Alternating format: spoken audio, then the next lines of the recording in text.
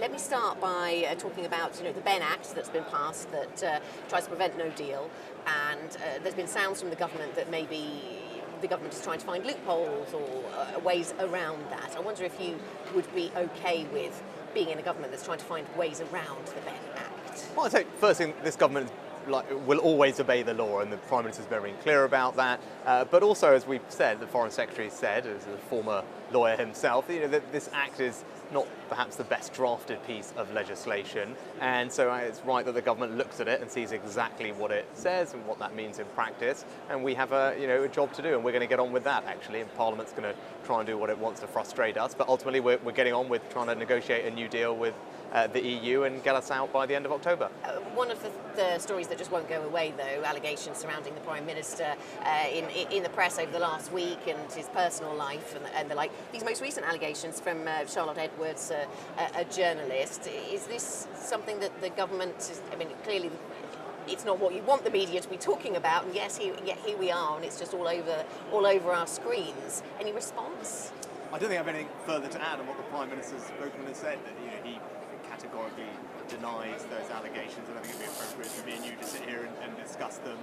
So there's not really much more I can say on that. Okay, let me ask you something else about the Yellowhammer report that was released some months ago.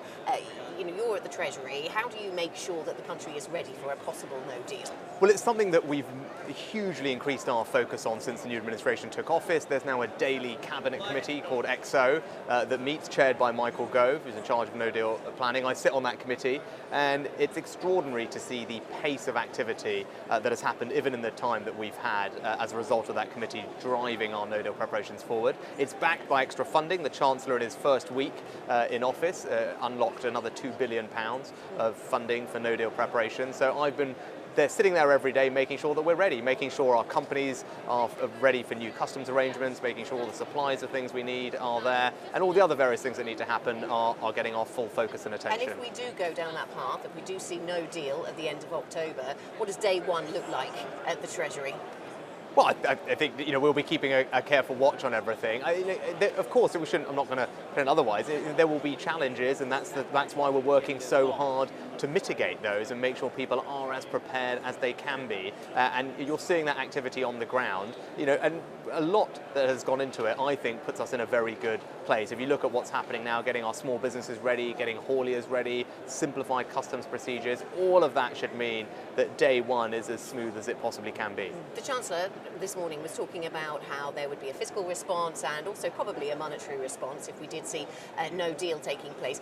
Is there an argument for not changing the Governor of the Bank of England, for extending his term whilst the country deals with some disruption?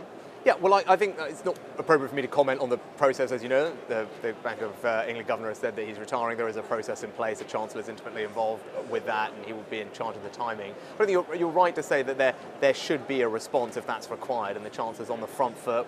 We are working the Treasury always, as you would expect, preparing for everything. And in general, there would be a monetary response for something like that if it was required. There can also be a fiscal response. But the main thing is that people should know is this government stands ready to support the economy as and when required. Philip Hammond, the former Chancellor of the Exchequer, has talked about how maybe parts of this government are pushing for no deal because they're backed by hedge funds who stand to benefit. He hasn't produced any sources necessarily for that information, but the Labour Party has asked for an investigation to take place. Would you welcome an investigation into that? I don't think that's necessary. The government is very clear about its desire to negotiate a new deal with the European Union, and indeed there's an enormous amount of work and energy that's going into that, not least from the Prime Minister himself with all the diplomacy that he's personally conducting, which is really making a difference on the ground, as you've read a bit about in the newspapers.